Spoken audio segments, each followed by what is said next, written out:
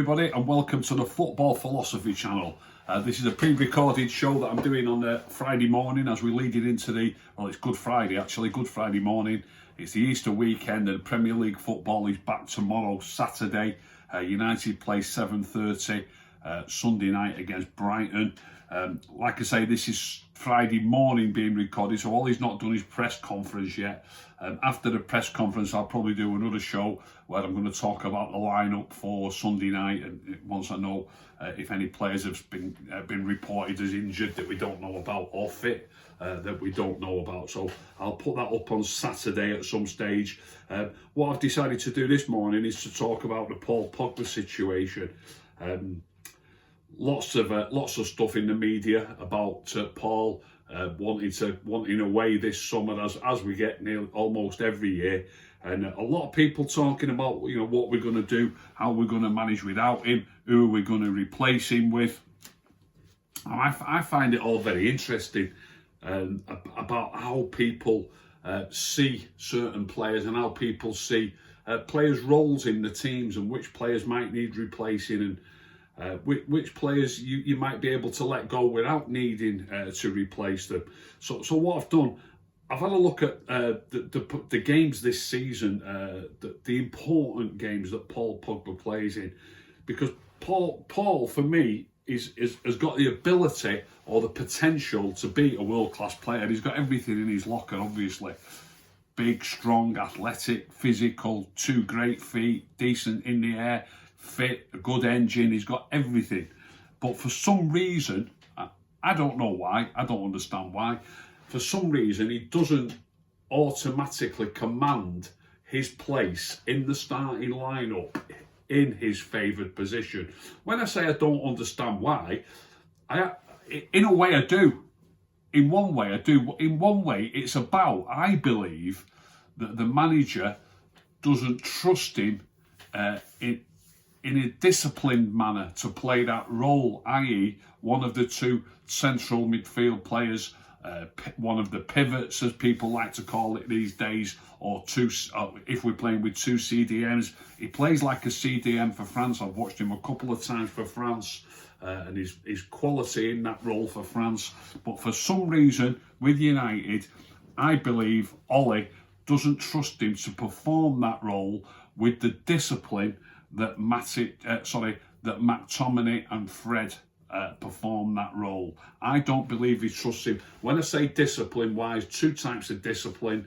You need those players not to get caught forward of the ball too often, and you need them to be back in the defensive positions quickly when they do get forward.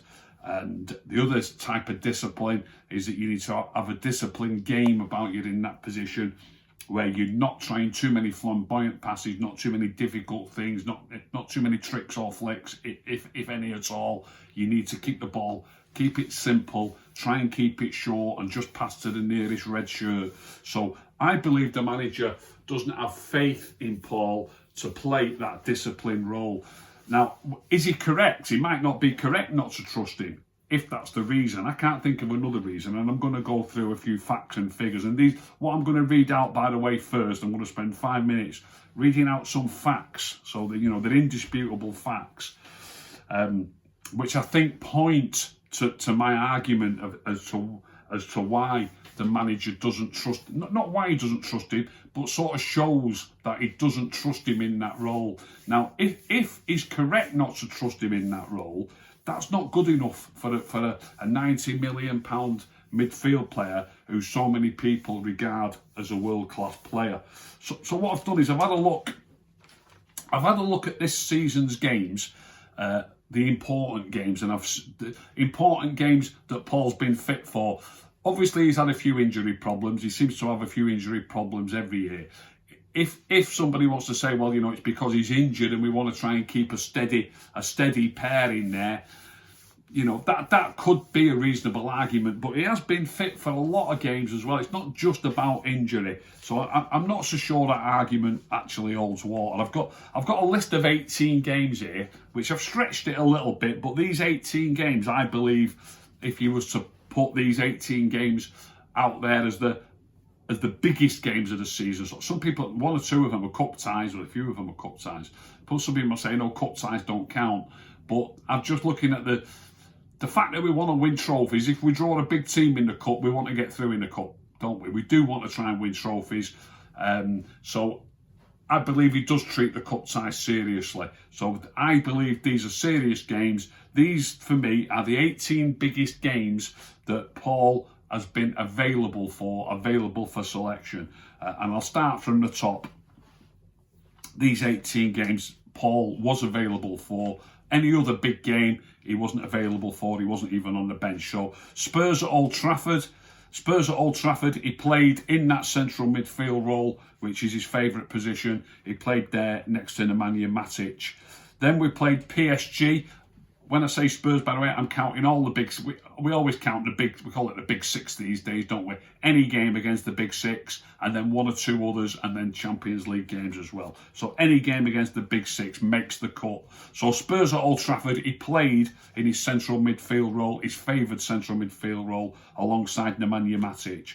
Then we played PSG away in the Champions League, and Paul was on the bench for that game, and McTominay and Fred played in the, I'll start calling it the pivot, as most others do. It's not my own favoured phrase. Then we played Chelsea at home, and McTominay and Fred were in the pivot, and Paul was on the bench again. Then we played Leipzig at home. Against Leipzig at home, we played a diamond.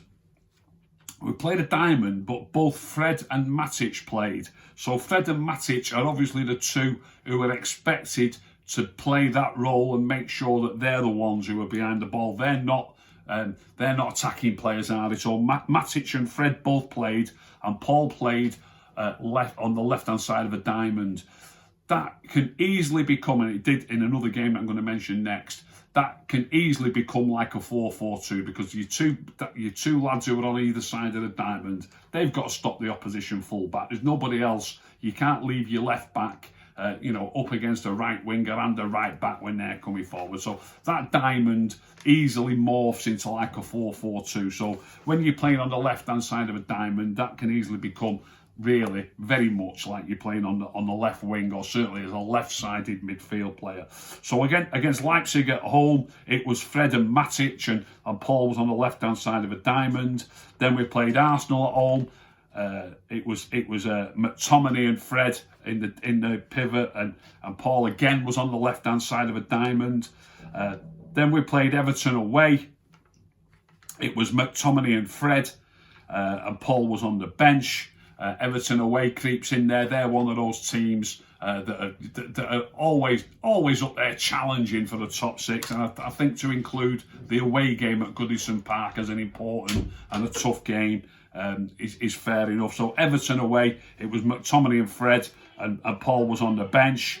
And then PSG at home, it was McTominay and Fred, and Paul was on the bench again.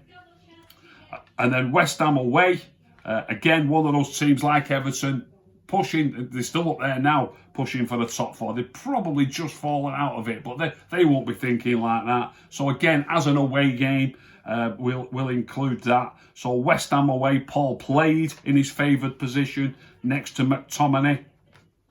And then Leipzig away, it was McTominay and Matic, and Paul was on the bench. Then this one sneaks in because we want to win a trophy, and it was Everton, and Everton were at full strength, and even though it was a League Cup game, it sneaks in there as an important game. And it was McTominay. He played in that game in his favoured position. Everton away in the League Cup, it was Pogba and Matic as the central midfield players. City at home, it was McTominay and Fred, and Paul played wide on the left. It wasn't a diamond that day. He was there to stop City's fullback, really, as Greenwood was on the other flank. So he played wide on the left against City at home. McTominay and Fred again in Paul's favoured position, if you like, of central midfield.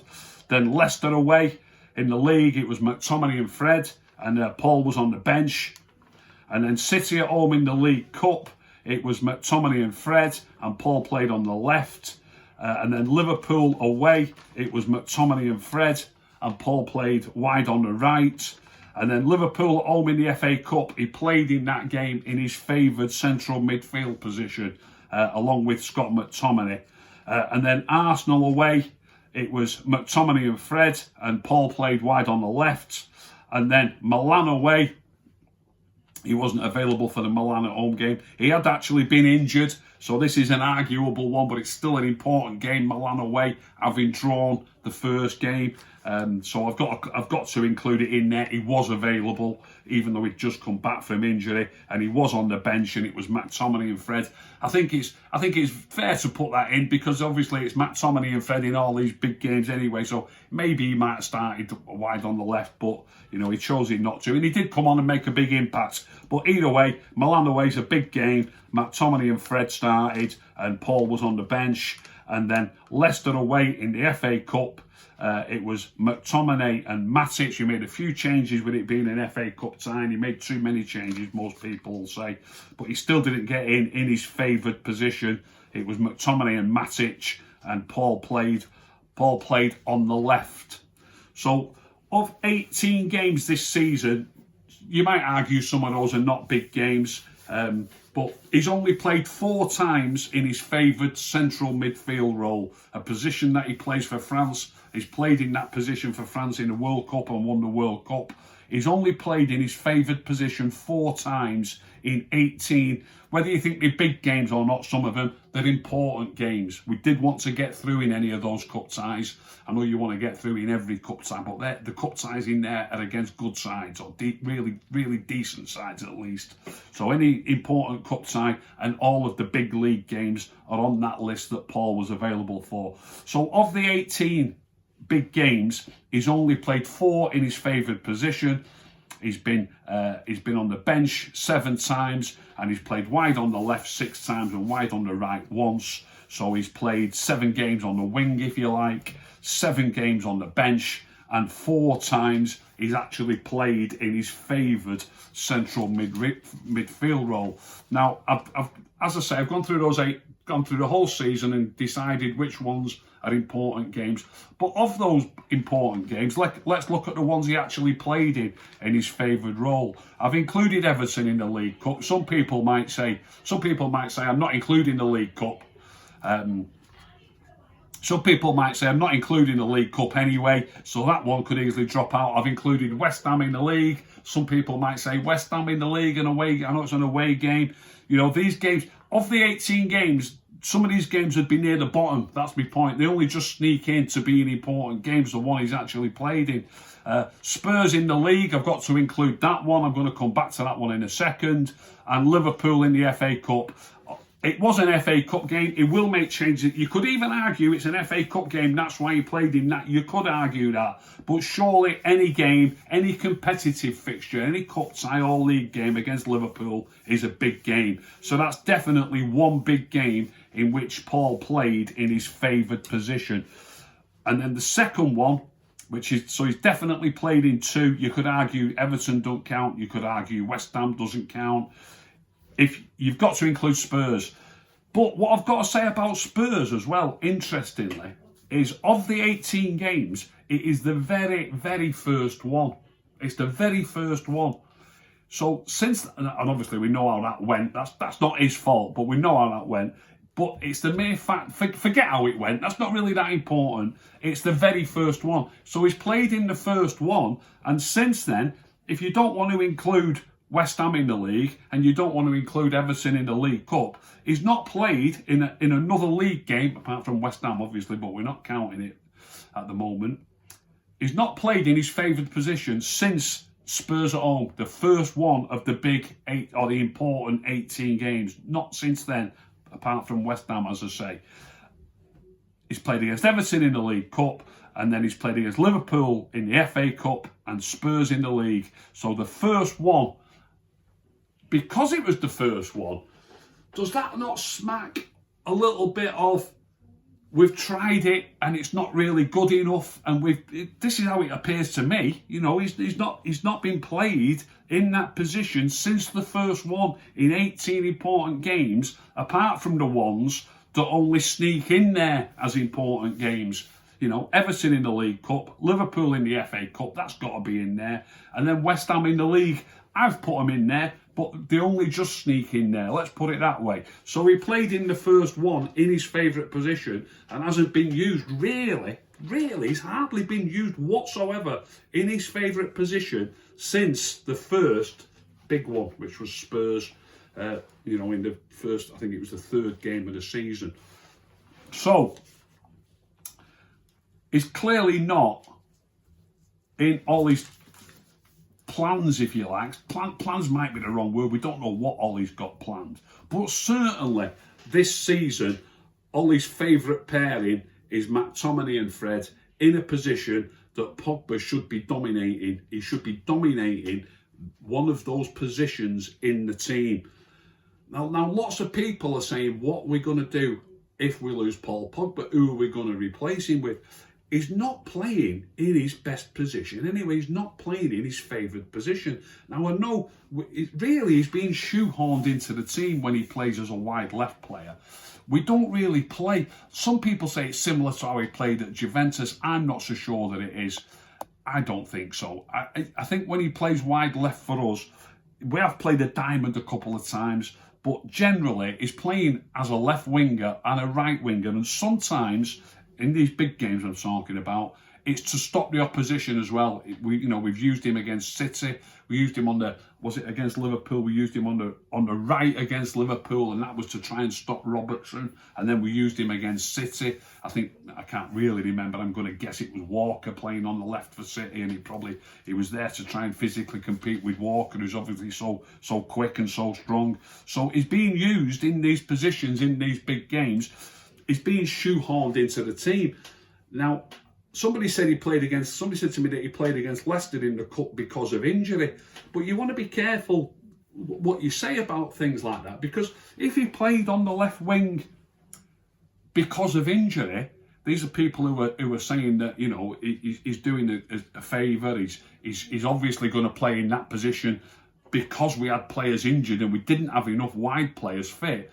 But if you think about that, if you twist that round, he's probably not good. I mean, he might on the odd occasion, as we've just said, it was a cup tie, but usually he doesn't get in the team in the positions of McFred, as they call it these days. He doesn't get in the team in those positions. So if you're the person who's going to say to me, well, he's playing on the wing because of injury and he's helping us out playing on the... Well, the other option is, if he wasn't playing on the wing because of injuries, then the likelihood is that he'd be on the bench. Because it's clear to see that Ollie prefers McTominay and Fred, and even Matic plays there sometimes as well. So he's got two. It's not just Pogba looking for the game in that position. So if you're saying he's playing on the wing because of our injuries on the wing, then if we didn't have those injuries on the wing, the likelihood is he'd be on the substitutes bench. So, what are we worried about here? What are we concerned about trying to replace?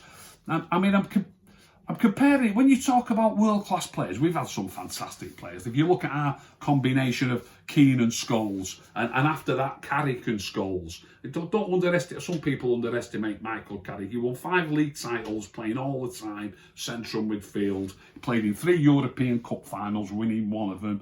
What would you give to be doing those sort of things these days, winning multiple league titles and playing in multiple Champions League finals? We're not even getting into the Champions League knockout stages on regular. Sometimes we're not even in the Champions League. So don't underestimate the likes of what Michael Carrick was doing playing as a central midfield player. Can you imagine if we had Carrick and Scholes today, because that was a pair that won the league 3 times on a bounce together, or Keane and Scholes, as we had some time before that. If we had either of those two combinations, now this is where I'm going. Now, what I've been reading out there for is all facts. It's all facts. This is my opinion, but I think it'd be a little bit churlish to say I don't agree with that opinion. Surely, if we had Carrick and Scholes available in their pomp, or if we had Keane and Scholes available in their pomp, surely McTominay and Fred would not be in the starting lineup. Surely. And if that was the case, where would that leave Paul Pogba trying to get into the team, into his favourite position? surely McTominay and Fred appear to be the manager's favourites at the moment. Surely they'd only be his third and fourth favourites if we had Keane and Scholes. You could argue, well, Scholes is the attacking player. Maybe Pogba might play second fiddle to Paul Scholes. And then Roy Keane, the cover for him might be a more defensive player like McTominay or Fred. But if we had players like that, these players would take the place of the players who are keeping Paul Pogba out of the team at the moment. Now, I know that's going back in history, but I've looked at other teams as well, teams of today, like, Leicester, a point behind us in the Premier League. Brendan Rodgers, he's over the moon with his central midfield pairing, and Didi and Tielemans. And look at our games against Leicester this season. We've drawn with them once and they beat us once so far. We've still got to play them once, and we're only a point in front of them, so there's little to choose. He's got on Didi and Tielemans. He's over the moon with that pairing. He's absolutely over the moon with that pairing. He would ask a fortune if anybody was going to try and buy one of those players. He would ask a fortune for them.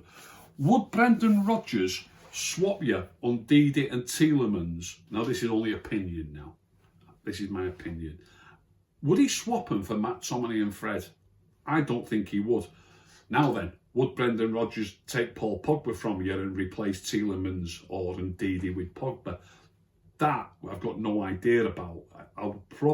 There's obviously more chance of that. I don't think there's a chance that Brendan Rodgers would say to you, go on, give me McTominay and Fred, and I'll give you Ndidi and Tielemans. So,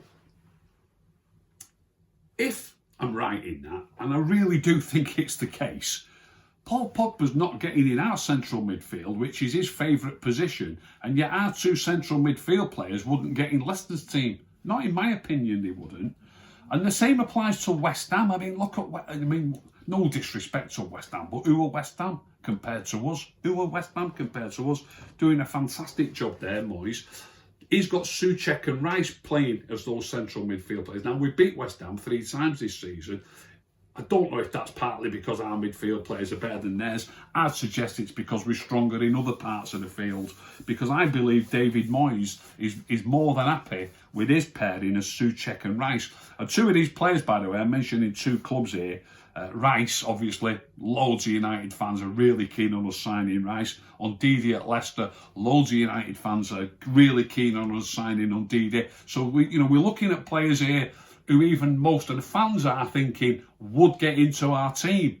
And I believe David Moyes at West Ham has got Souček and Rice in that pivot, 2 solid, dependable players, both tall, both strong in the air, both strong in the tackle. And I believe that's part of his team. Now, again, I get that this is opinion, but I believe that that's part of his team that David Moyes is over the moon with. The same applies. I don't think David Moyes would give us Souček and Rice for McTominay and Fred. I really don't. So there again, now would he take Pogba? He might do. Some of you might laugh, but if you're laughing, think, why isn't he getting in our team in his favourite position? He's not getting in front of McTominay and Fred, and yet I don't think McTominay and Fred are getting Leicester's team, and I don't think they're getting West Ham's team. So Paul's getting shoehorned into positions either wide on the right or wide on the left for whatever given reason. If it's because he doesn't trust him defensively, if it's because he doesn't think he's disciplined enough, whatever that reason is, that's not good enough. I can't think of a different reason. Maybe you can think of another reason and you could say so in the comments. But the point of all this, I keep seeing so many people saying, if we sell Paul, what are we going to do? I think Paul Pogba's an absolutely wonderful player. He's got all the ability in the world. This is not me saying that Paul should not be in our team. It's not me saying that these players are better than Paul Pogba. I'm merely pointing out the facts. Of what our manager, only appears to think. It'd be a bit strange if he didn't think that was his best pair. Let's be honest. If McTominay and Fred is not the manager's favourite pair, then I'd like to know why he's picking him left, right and centre in virtually every, not just in all the important games, by the way, I've picked the important games, but virtually all the time it's his favourite pairing. So Why is Paul Pogba not one of his favourite? Is it because he can't trust him injury-wise? I mean, there's 18 games there. We're not talking about 6 or 8 games. I don't think it's because he's not fit often enough. I think he's fit often enough. I've spoken about players of the past for us, like Roy Keane and Paul Scholes and Carrick. Players like that. That many games in there. If we had Roy Keane available, he might have been rested He might have been rested against, I don't know, Leicester in the Cup, possibly, West Ham in the Cup, possibly. He'd have played 14 of them games in his favourite position once he was fit. Some of them games are one after the other, by the way. He'd be playing every week. It'd be somebody else getting told, you know, you're either A, you're not playing, or B, you're going to have to play on the wing. You know, nobody would be stopping Roy Keane from playing in centre midfield in those games. Nobody would be stopping Michael Carrick. Not the same sort of character. I'm not sort of saying that Michael Carrick's going to demand or say, you know, that's my position. But Michael Carrick was an automatic starter in that position, no matter, you know, for years, and would be in if he was fit. And if Michael Carrick was playing today, he'd be playing in those games. He would be playing in those games. So once you're fit, you're fit. Why is he getting shoehorned into positions that are not his best positions, where he's not as effective as he should be? And more to the point, I'm being dead honest, what is there to worry about if Paul leaves? Why do we have to replace a player? When people say, what are we going to do? How are we going to replace this player? Well, you're replacing a player who's spending a lot of time on the bench. You're looking to replace a player who's playing lots of time on the left wing or the right wing, and mainly the left wing. And really, I'm not too sure that he's the first choice left-sided player. If everybody was fit, where does Paul fit into the team? If everybody was fit, again, don't get me wrong here, this is not me. I'm speaking about what I see from the manager.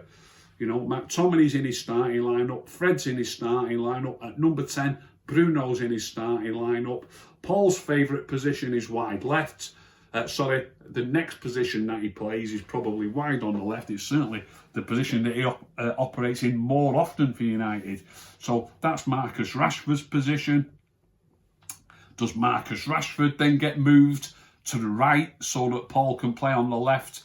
It's just all a bit of a mess, really. It's all a bit of a mess. Marcus is nowhere near, and you know, a lot of people know that Marcus isn't my favourite player, but he's not as effective on the right either as he is on the left. So you're now putting Paul on the left wing because he can't get into the midfield, and because you're putting him on the left wing, you're switching another player into another position where he's not quite as effective.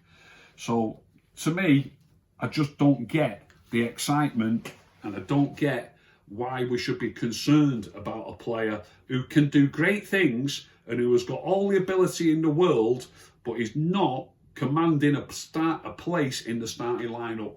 Far from it. So there's just an explanation. As I say, it's facts and figures. It's what I see with my own eyes that Ollie's doing, and I'm not saying that he shouldn't be in that role, but he's not playing in that role.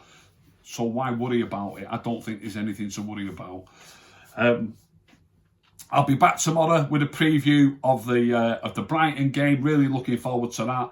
The international break's behind us, over the moon, and I quite enjoyed it, the international break. I enjoyed quite a few games, but there's nothing like Premier League football, so bring it on.